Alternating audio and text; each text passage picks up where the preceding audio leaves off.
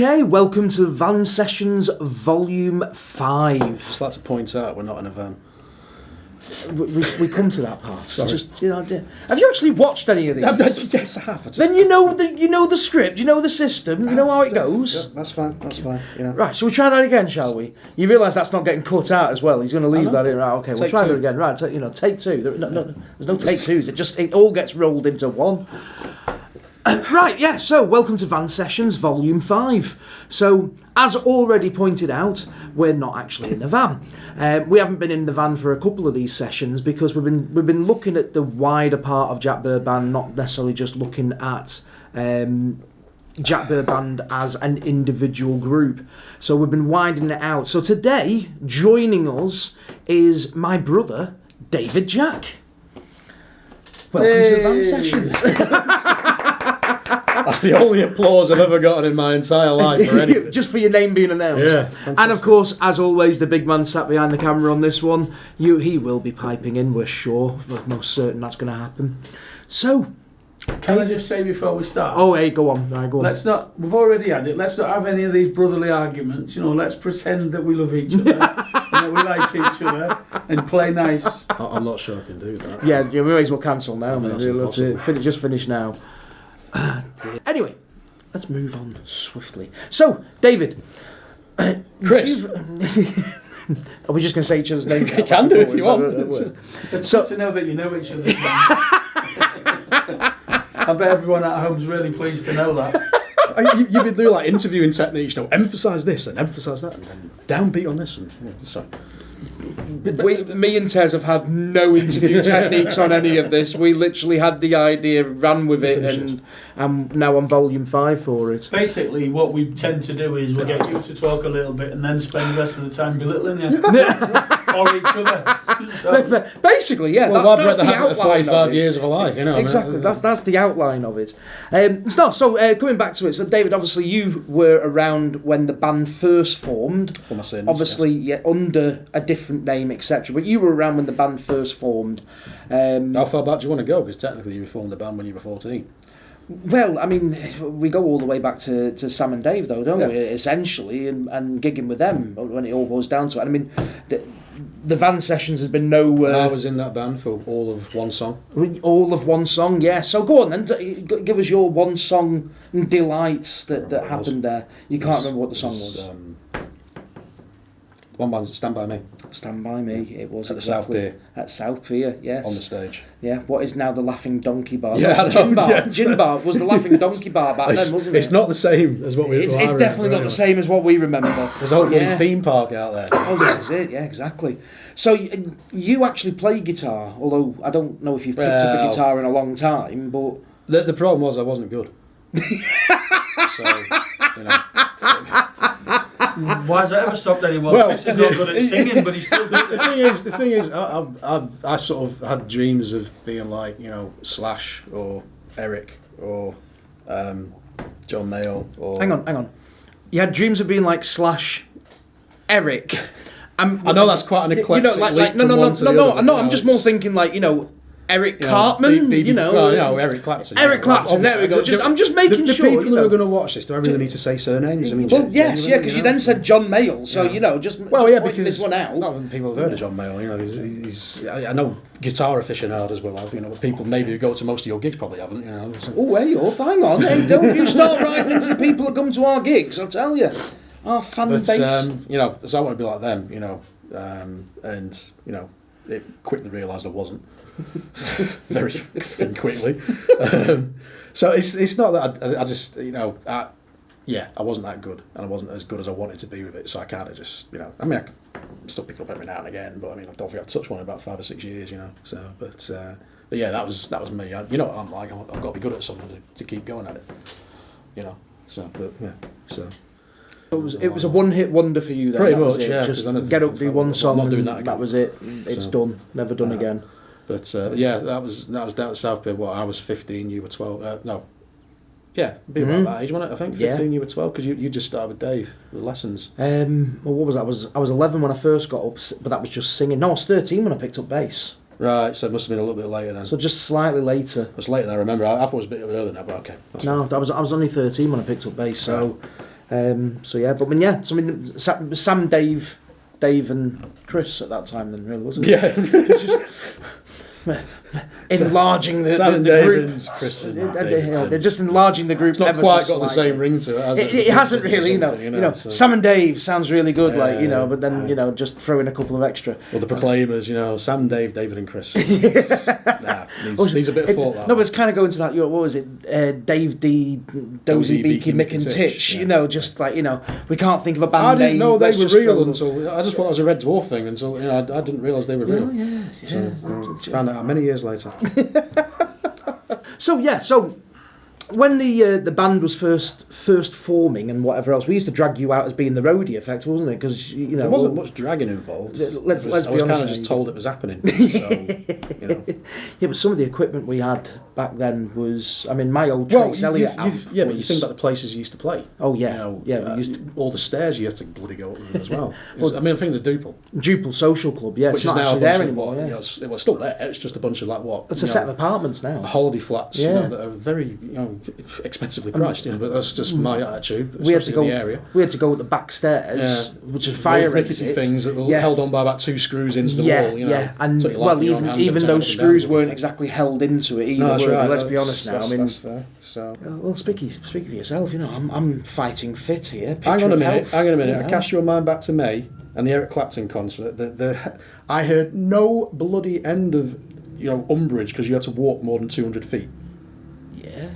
On your knees. No, but hang on a minute. You took us up the stairs in Liverpool. What's wrong with some stairs? That we didn't have to go up. Well, you went up them on your own accord. But you could have said at any time. But we didn't have to go up those stairs. Isn't it John Lewis? Yeah. I was trying to find John Lewis. Yeah, well, so David, in his infinite wisdom, says, let's park in this particular parking structure in Liverpool. No, whoa. That's fine. I said, me personally, with the amount of people that are going to this, that, try and get parked here are probably too much. What do you think? I'd probably just park in Liverpool and be done with it. I said, right, fine, we'll park there. We'll park. I said, what do you think? No, I said, that's fine, we'll park there. You made the suggestion. If you'd have kept your mouth shut, I'd have got us parked down by the bloody venue, as I always do. But no. No guarantee that space would have been there when we I'm telling you now, that space would have been there. Yeah, sure. It would have been there. Job would have been a good one. It was that full-on moment of the end of Indiana Jones. It's okay, Indy, I know the way. Ha-ha! And off he goes. Lost in his own museum, That's exactly the exact one. That's the exact one. We're going to have to pay some rights. Probably will, actually. On that. Need to be careful here. So you did this editing, I think. I know the way. So he walks us out of it, and instead of turning right, where we could have then literally just walked straight down onto the front to go to the venue. No. David turns left and walks us all the way around to then bring us back onto... No. We all agreed to walk that way. No. Don't give me we all agree. Don't give me we all agree nonsense. We did.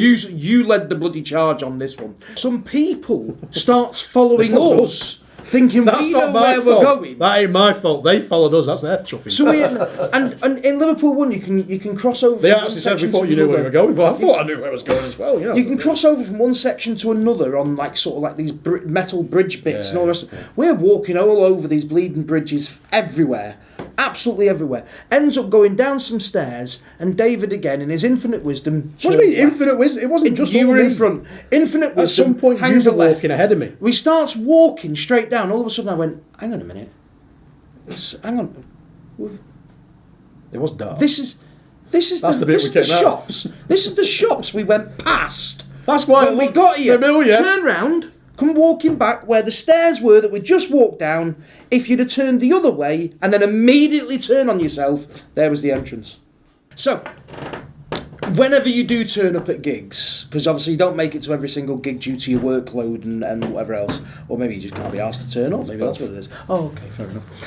When you do turn up, if people haven't seen the performance that you give, can you describe and explain what happens and goes on effectively? I'm not sure I'd classify it as a performance. I'm not entirely sure that qualifies. I usually at the end of the night there's a set of songs you guys play. It starts with a whole lot of Rosie. So we've done Rosie. Yep. Marlowe. What, Swords of a Thousand Men, yeah, Temple Tudor, that generally comes out. And then there's the slow bum, bum, bum. And of course, it's the Proclaimers, and it's 500 miles, and usually I've dived off to the toilet by this point. So, you know. So yeah, the dun will start, and you've tried to skulk off. Usually. And what happens there then? I either get pushed up and forced onto stage, or if I had enough beers by that point, I just walk up of my own accord, you know, and then proceed to sing very badly.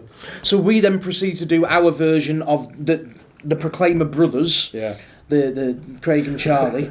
We then decide to do our version. And in advance, Craig and Charlie, I'm very sorry for ruining the song, by the way. You know, it's a good. So that actually brings me to my first question. Oh, way up! He's got questions. Oh God. So why the Proclaimers? Why that particular song? Well, I think number one, it's a classic anthem in it. But at this point, it's a classic anthem. I'm going to say, but it became more classic once Peter Kay had taken back over it again. That's when it really brought it back out to the limelight, though, didn't it? When I was a young lad, before Peter Kay was, you know, even getting as big as he is now, sort of thing, that was a song in the pubs and stuff that used to come on, and everyone used to jump around to it. So it's one of those anthems, you know. And as soon as you hear that beat, I think everyone. But let's be honest, though. Why did we start doing that one? I think it's partly because it's two brothers in it, you know, that sort of thing. It's the brothers sort of thing, and the, you know, singing off each other sort of thing, and that sort of stuff. So it's not because you can walk 10,000 miles. I couldn't even attempt walking 10,000 miles. You know. I don't ever really remember talking to you about playing that song. It was one gig you started playing. I think the gig was because I was living in Bristol at the time with work, and. I think my dad said, we've been at the gig at the weekend and they're playing a new number, they're playing that Proclaimers 500. So, they're playing that 500 miles, all right. I don't remember ever talking to you about it. And then the next gig I was at, that's when I first got dragged up on stage. I think it was the Washie, funnily enough. It was out of the Washie, it was a place out in Leyland. I forget where. There was a place in Leyland that I remember doing it maybe the first time, now that I think about it. Don't remember. It was out of that or the Washie. So. I think part and parcel of it from that is it sort of became I'm going to say a cult classic for our family. It was one that we used to laugh and joke about and enjoy, and then obviously the idea was that it was then brought in for myself with a previous lineup. It was then brought in that way as this could be a bit of a giggle and do a bit of, but when what we originally brought it in as to what it is now when it's done is like chalk and cheese. It's like two completely different sort of versions of it. So. And the thing is, we don't do it at every gig. It's not a song that we pull out at every gig. It tends to be whenever you're there, we tend to pull that song out more for the fun. You just factor like embarrassing me. That's more for the fun factor of dragging you up with us, essentially. In essence, did you think it would still be going 25, 26, 27 years on? If I'm honest, yeah. But after you got Andy and then you stabilised the drummer situation with Phil, for a while there I thought you might have gone on, I hesitate to use the word professional, in the sense that I thought maybe you might have gone more into it as more of a career than you ended up doing. Because there was a wee while there where you were doing your own stuff and you were writing stuff, and then I think for all of you, life just sort of took over a little bit, and you kind of just fell back to the general gigging pub band sort of thing, you know. So I think for a while there, once you got Phil in, for a while there, I think there was a wee period where you may have decided to have gone more serious with it, and that lasted about maybe 18, 24 months. But then you like I say, life takes over, you know, and your career at that point, then you got that job sort of thing with the teaching, and then obviously everyone else's. It just kind of fell back to just. I didn't hear any new stuff, you know, and your own stuff for a while. You know, for a while there was a few new songs, the tracks and stuff. You recorded a few things and different stuff, and thought, maybe they're going to make a push with this, and then, whatever. That's your choice at the end of the day. I mean, I think you had the chops to do it. You had a good lineup there,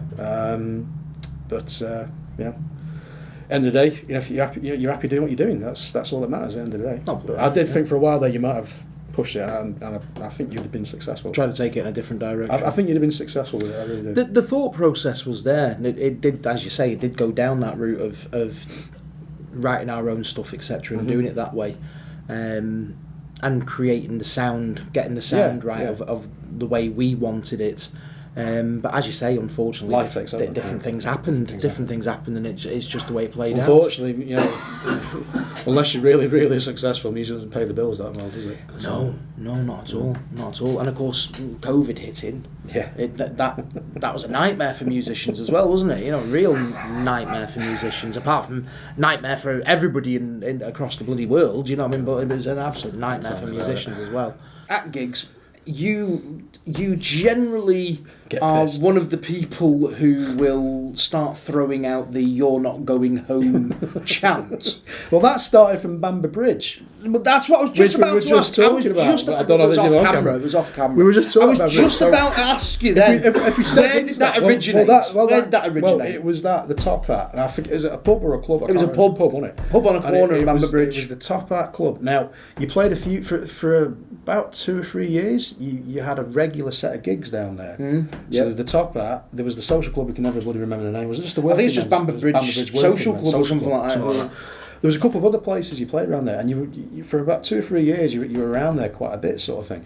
And there was a group of people out there who were at every gig from the first time they saw you at the Top Hat, and then that group of people followed you about in Bamber Bridge. Whenever you went, they were always in. It was about 15, 20 young lads, is what I'm going to say. So I mean, it was a couple of, you know, not just young. There was some older ones that, you know, were always at every gig in Bamber Bridge that you came to, from that first Top Hat Club, Top Hat gig, and it was at that Top Hat gig. So you'd done your first set and you'd gone down an absolute storm, you know, and you were getting asked, and there was a bunch of guys who'd been there. I think what it was, they'd been there for the football. And then they were about to go home, and you strode. I think you did the warm up, so you did your sound check sort of thing. And I told you to sound check to Jimi Hendrix. Yeah. Hey Joe, I said, do that. Trust me, do that. So because you don't normally sound check. I think it was used to be the Ballad of Yoko and Ono. You used to sound check to. Yeah. That was what you used Ballad to of sound John check Yoko to. Ono. Yeah. Do Jimmy. And he went, but we saved that. I said, no, do Jimmy. Trust me. That pipes up, and of course Andy does the whole, you know, the thing, and all these people in this pub. There was 3 guys in there. They came up to me and said, "What band is this?" I said, "Well, it's my brother's band." It's, you know, just a gig. I said, "Oh, that's absolutely fantastic." They went out on the mobile phones, and within half an hour, there was about 30 or 40 people had come down from people ringing just from that one song. The place was full. The place was full, absolutely heaving over that. So you did your first set, blah blah blah. I think you only had about a 10-minute break. Because it was a short kept break. asking you to go back on and back on. Short break. So you did your second set, and of course your second set, although it's maybe 45 minutes, usually it drags out to about an hour because of, you know, songs and stuff and that. I don't even think you did 500 miles back then. That's how, you know, I don't even think 500 miles was we done. did. Yeah, we did. I don't remember doing it. I don't remember but either way, maybe we did, did. whatever. So you did all that, and at the end of that you said, "Well, thank you very much, that's different band name at the time." Different band name. Band name, it was under a different band name. That's us going home, sort of thing. Blah blah. And he started packing up, and the entire pub. And I've never seen. I mean, I've seen. Oh yeah, my bass was off, amp turned off. Everyone was turned We've off. done a few extra songs. Andy's packing his guitars in his box, and all of a sudden it's, "You're not going home. You're not going home. You're not going." And this is an entire pub, a pub full. There must have been about a total of 100 people, not including us, because we had a little table over on the side, sort of thing. About 100 people in. It's a small pub. It's not a huge pub, is it? No. Small pub. About 100 people in the bloody, like all crammed in like sardines. You're not. And this went on for about 5 minutes. Well, and I'm just sort of stood there going, "Oh my They better start and playing you're looking about, and you're looking at me, and I'm like, I'm still packing away at this point. And it was the landlord. You were like, "Oh, fuck it, I'm not getting paid." You know, I'm going, "Oh." It was the landlord. And the landlord came walked running over. running over, had a quick chat in your ear, and you looked at him, and he looked at you, and he shook your hand, and you told Andy and Phil, I can't remember, was it about an extra 200 quid he took you? So the guy said to us, because it was booked through an agent, and he actually said to us, I said, well, look, we've done a couple of extra for you already. I says, you know, we've met our contract, because at that time with the agent that we were through, they were very much, you must stick to this contract, and if you're not sticking to that contract, you know, we're not going to work you, and blah blah blah, and this is the way it's all going. So I said to the guy, I says, well, we've done what was contracted. Everything's done, however much money it was that was on it. And the guy literally said, he says, if you guys do not go back on, they will wreck the place and I'll be lynched. He says, they will literally start throwing stuff everywhere. And he literally said to us, he says, what if bung you an extra couple £100? Will you go back on? I think you doubled your money. And I said, well, I said, no, I don't think it was far away. it wasn't far off doubling the money, but I mean, you know, either way, the agent didn't get his cut from that bit. Very sorry about that. We'll edit that bit out. If you are the agent of that gig, You're the agent. That's a joke. We've just, you know, that's an exaggeration. that glass of water he's drinking is pure vodka. Recollections may vary. So he chucked us a couple of extra £100 and basically said, look, you're going to have to go back on again. So it was like, right, no problem. So I spoke to the lads, it was about and we went on for another hour. Yeah. Now, I know you set Tez up when we were doing his van sessions. I've never and I said to some people, do you want to send out some questions? And you set Tez up with the question. I have no recollection of this. I used it, and it's on his van sessions, volume 2. You can go and check it out. You set him up. Do you remember the question? Norway's a strange shape, isn't it? Discuss. Well, I've never forgot that. And, did you discuss it? There was a short discussion of it, but we did sort of disclaim the strange Billy, shape. I'm very bit, sorry. The royalties are in the post. Didn't want to upset any Norwegian people, you know. And it went towards global warming, so we thought it was a bit heavy for a van session. So after that question, me and Chris had a chat about things. How are you going to get him back? No, No. About things that you might know a lot about. I know nothing about everything. So, my question is, Christ. Ladyboys of Phuket, discuss. Very strange, isn't it? I mean,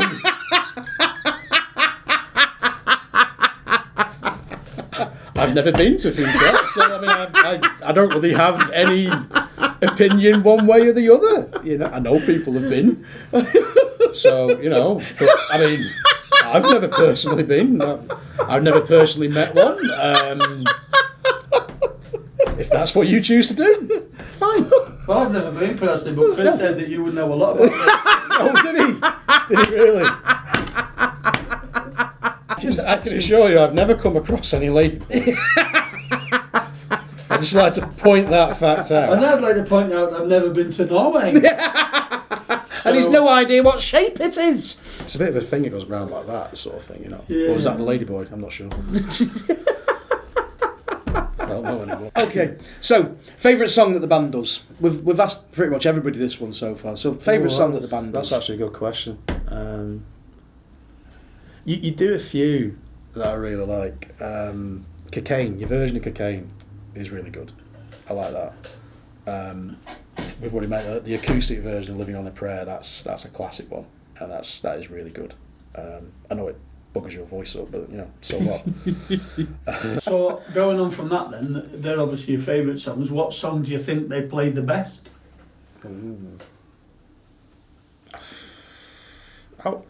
I'll probably go with Cocaine because the last time I heard you do that, it was brilliant. You know, it really was. It was absolutely kicking the last time I heard you do that. That must have been when Tony was on the keyboard. Well, yeah, that Mr. Twinkle Fingers. Twinkle Fingers. Yeah. Twinkle Fingers. Yeah, this is you used to do a lot more AC/DC than you do. You tend to stick with. We just stick with Rosie now. There's a couple of other DC tracks. Livewire, you did a good version of Livewire at that open air gig that time. Yeah. Was it? Yeah, It was out through the fields. It was Ray Green, wasn't it? That's it. Ray Green area. And you warmed up to it, and it was absolutely brilliant. So for balance, just to keep everything nice and on a straight and level, This could be anything.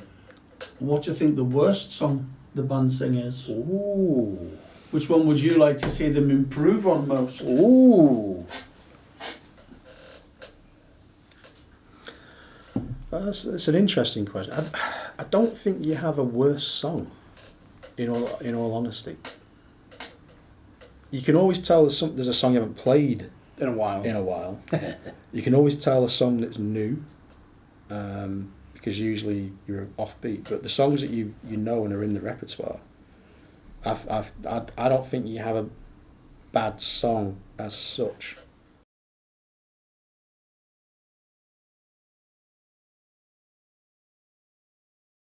It's the nature of a gig. The first 3 or 4 songs, you're easing into things, you're getting the lay of the land, you're reading the audience that's there, you're making sure, and then you can make changes on the fly. For, okay, maybe you've had a set list and you match based on who's there. Oh, well, we'll switch this one over this one because we'll move that into the second set. Stuff like that. That's the way you guys have always done it. It's the first few songs are the easiest stuff. It's the simplest stuff that everyone will probably be able to sing along to, but you know at that point not everybody's yet, and you know you're reading the room at that point. So, and it's always the same songs that stay. Tez is loving this. There. You realise that? Well, but that's what every band does, or they should do, because you read the first 3 or 4 songs. No one's really listening to you, in all honesty. They're deciding if they're going to stay. Deciding if they're going to stay, and you've got some songs that you know you won't. You never play any new stuff at the start of a gig. No, you've never done that. No. You always play songs that are a mix, but they're certainly not heavy. They're not light either. But they're songs that you will always be able to get through without cocking up. Mm-hmm. And that's the songs that then establish if someone's sitting there listening, oh, they're quite good at them. I remember those. They're a good song. I'm going to stay. And then that's when they've had another few drinks, and then you start easing up into and going through. And by that point, you've got them. And that's what every band does. So. When Tez was asking about the worst song that we do, I was hoping you were going to cause some controversy there and say, like, you know, Prince Purple Rain, just because you could hear when Michelle would sit back and watch some controversy. You would hear the scream. You would hear the scream. Something rotten. I'm not a fan of Prince. A lot of people say that they liked his songs. Didn't necessarily. There's about like 3 or 4 him, songs that I liked, but as for. I'm not a fan of Prince. But I've got to admit, I know Andy loves him, but you know. Oh, he's Andy's guitar hero. Yeah, you know, he absolutely loves him. him. I understand why, but no, I was never a fan. I think that the bit that amazes me, and obviously, you know, we'll never see the light of day and all the rest of it, was like Prince's vault of music. And it was Slash's autobiography. I was reading it in, and Slash got a phone call, you know, back from Prince. Can you come down and play on some songs for us and all the rest of it? Slash like, yeah, brilliant. Get to work with Prince. Goes down. Apparently they recorded 40 hours of music, and Slash is like, when's the new album getting released? He's like, no, it's not. And he's like, burnt the CD, opened up a cupboard, and it's just full of CDs, and just put it in. He's like, that's just mine. That's for me.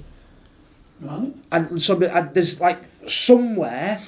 Someone's got to have this catalogue of music. Because, Prince was, love him or hate him, Prince was an unbelievable musician. Drums, keys, guitar, bass, a lot. Right. And he's known for just, recording songs and doing every single part on it and doing it all himself. But apparently, and like I say, it was in Slash's autobiography, he would ring up other musicians and say, could you come down and play? I've got a song I want you to listen to and I'd like you to play on it, and recorded, hours and hours and hours of music with all these musicians that has never seen light of day in any way, shape or form. I think I've heard that before, actually. It's unbelievable, in that respect. So, whether it will ever be released or if it's it's sort of you never really know, but in truth it was one of those ones before. Obviously I knew Prince, but I could only really sort of say a couple of songs of Prince. I can't say I've gone away and listened to his entire back catalogue and whatever else. I can't really say he's the first person I'm going to turn to if I'm going to listen to music. Not necessarily I dislike his music, just I stick to sort of the popular ones, really. I know the popular ones. Have you ever been ice skating? Have I ever been ice skating? A long time ago. Was it on thin ice? Because you do know Michelle listens to these videos. Yes, I know she does. She's No, but as I said, that's why I was saying I was hoping it was going to cause some controversy with it. And sorry, Shell. Shy. So the last question from me. I know that you pretend you don't like to get up on stage. I know you like to pretend that you're forced to get up there and I technically am. It's abuse. It's a form of abuse. But is there another song that you would like to get up and sing with the band? Not really.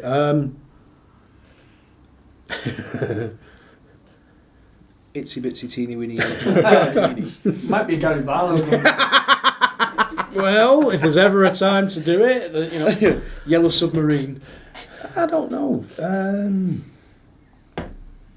There's songs that I would like to do, yes, but you know, those I can't hit those sort of keys, sort of thing. So We Are the Cheeky Girls. Well, that as well. But the one I would always like to do, funnily enough, because whenever it comes on the radio in the car, this is going to be sad. I'm going to sound like an idiot here. And it's Queen and David Bowie, Pressure. Under Pressure. Yeah, and I think I could do the Bowie bit. I definitely couldn't do the Freddie Mercury bits. You'd have to do them. Only Freddie can do the Freddie Mercury bits. I know, but I've got no chance. You've got a better chance than I have. So, but I always sing along to the Bowie bit, and I must. That's one of those ones that, yeah, if I was gonna tell me something, yeah, I'd like to do that. Now. Then. What is it? We just go now. One word statements. Oh, okay. Oh no! It's the famous "now" speech from Richard Burr. Now something. You two both come from the same father. There's never a conversation between you two will ever have one word conversations. When Chris starts a conversation, it starts with the Big Bang, how the Earth and the world and the cosmos was created. And in the beginning. I don't know what he's on about. I really do. But it takes us back to the very first van sessions that we filmed, and Tess said to us after I'd answered the question, he says, right, Chris, he says, we started off asking this question, he says, when you picked me up. He says, we're now on the M55 motorway. He says, and you've just answered that one question. You mean you were actually in the van then? Yeah, that was actually a van session. Yeah, we weren't cheating the public then. Yeah, exactly. Yeah. So you're clever at this video editing. You can edit exactly. a background in, can't you? The background of a van, that's all it is. The background of a van going in. Might have to do some clever editing with the hands so we can actually hold onto a steering wheel. I should have recorded this on a green screen. So over the years, you've seen different people get up and perform with us, and badly, yes. Well, I include myself in that, by the way. Well, obviously, taking yourself out, we've had numerous people get up and perform with us. Can you? I think perform's a stretch. No, they've performed with us. Just be careful. There's a man sat just across the table from us who is included within this gang of people that I'm referring to here. I'm going to say, what's some of your memories of other people getting up and joining us? A lot of comedy.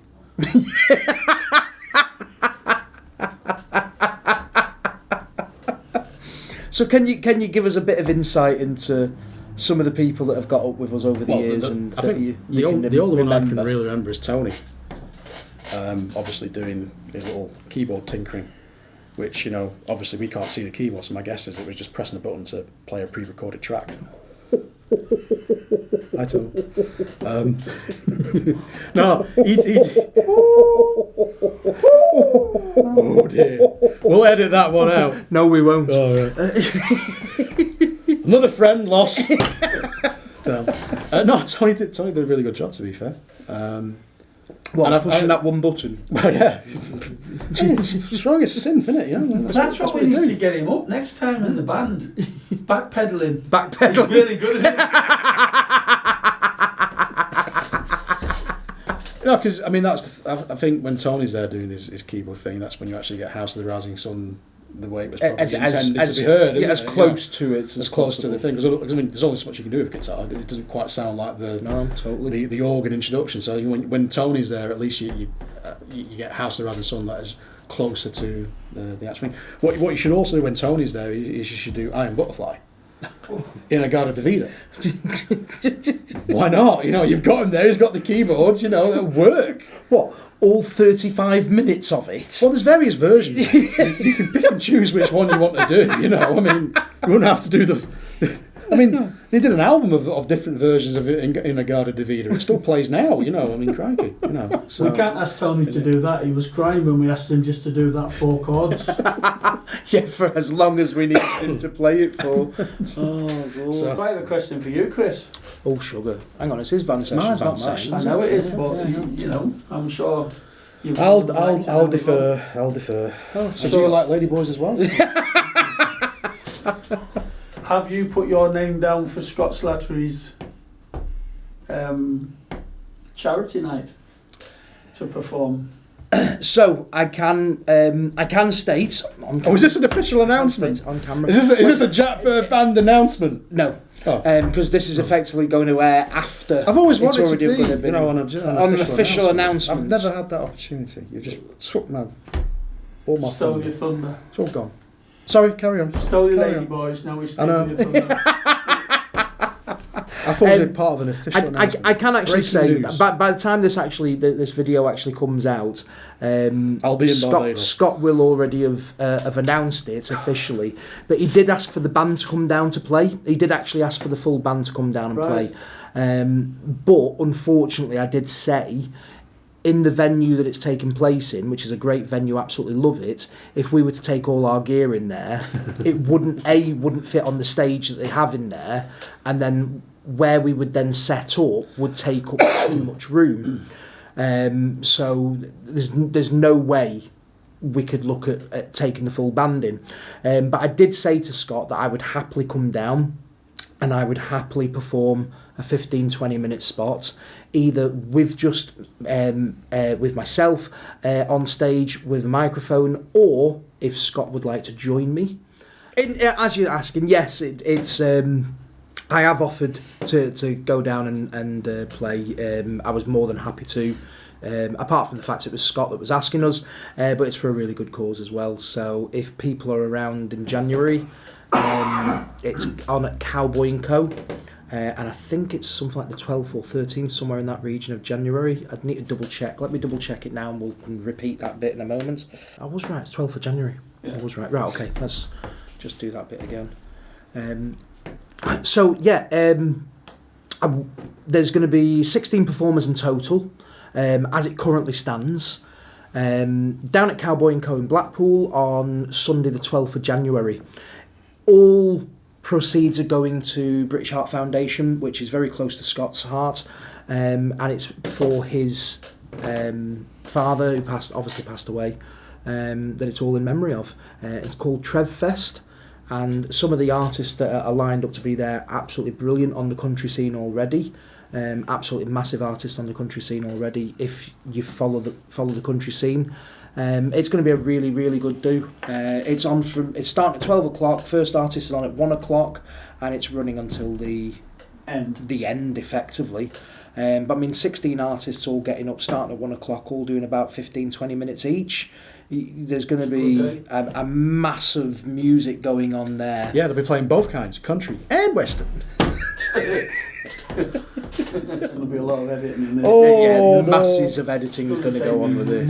The fact this has got to be ready for the 1st of next month. I know. You know, it's just not. What's worse is for the closing one for the 1st of December. Yeah. I've not actually spoken to Tez about this yet, right. but we're going to be filming the 1st of December one in November. So you're going to have a Christmas tree up? So we're going to be driving around in the van with Christmas hats on in November. So what you're saying is like with Mrs. Brown's Boys, they filmed the Christmas show in June, don't they? This is it, yeah. So we're going to be driving around with Christmas hats on in November, because of course we've got the JBB Christmas hats. So we're going to be driving around in the Christmas hat JBB style in November. In the middle of the day. In the middle of the day, filming the December van sessions, just so we can say to everybody, we hope you have a merry bloody Christmas. Yeah. There's a whole set of circumstances that you've not considered with this Christmas one. Uh-oh. And that is that I can barely fit in my head touches the ceiling because of my fat ass. And how many times do I bang my head? So, blood dripping down my face, and Chris is like, "So Tez, tell me a bit about yourself." Well, can you just hang on? I've got concussion. Hang on a minute. Or something. I can just... I'm positive it was the first one we did, but now I'm thinking about it, it might have been the second one we did. Both. No, but there's one that just stays in my mind. As we were coming off to go the new road that takes you into Preston, and we're coming off that way to drive on. It's like, oh, I just need to change the battery. Bang! As he gets the thing, he then sorts the battery out. I'm wetting myself as he goes to put it back on again. Bang! He'd only done it seconds ago. I'd be like that. Hello, everybody. You'll have to take the seat out for that one, and I'll just sit on the I'll sit floor. on a toolbox or something. Oh, brilliant. So, I think we need to bring this van sessions to a close now. The van sessions that's not in a van. Are we nearly out of petrol? Is that what it is? That's what it is, yeah. We're going to have to call into the petrol station, fill her up again. So, to finish off, obviously we've talked about you joining in with the band, you getting up with the band, different people that have got up with the band over the years, starting band, etc., etc. We've talked about everything through it. Have you got some words of wisdom, firstly, for the band members? I think maybe finally learning to play your instruments would probably be a good one. Wouldn't it? I mean, But that would take away the fun of it. Words of wisdom.